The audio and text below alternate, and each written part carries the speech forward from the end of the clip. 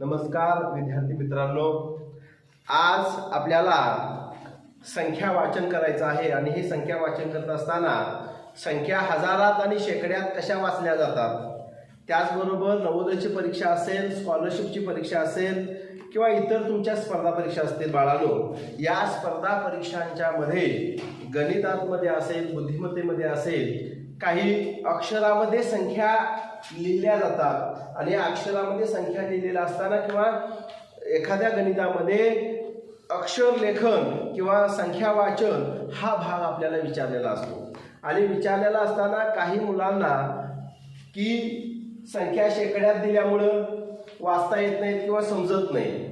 उदाहरण आपण घ्यायचं झालं तर 3500 हा शब्द जर एखाद्या गणितामध्ये आला तर ते मुलांना 3500 म्हणजे 3500 ही संख्या असते ही समजत नाही। म्हणून आपल्याला आजच्या व्हिडिओमध्ये किंवा आजच्या भागामध्ये आपल्याला संख्या शेकड्यात किंवा हजारात कशा वाचल्या जातात हा भाग आपल्याला बघायचा आहे।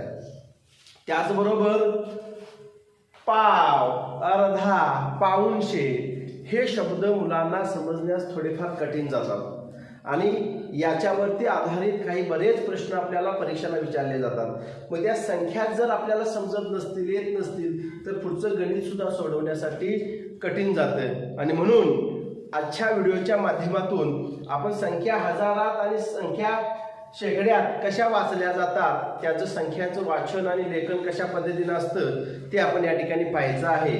यासाठी आपल्या मुलं जे आहेत ती संख्या वाचन कशी करतात आणि याचं संख्या वाचनचं प्रॅक्टिस सराव झाल्याशिवाय आपल्याला संख्या लेखन किंवा वाचन करता येणार नाही। म्हणून सर्वांनी या ठिकाणी आवर्जून लक्ष द्या।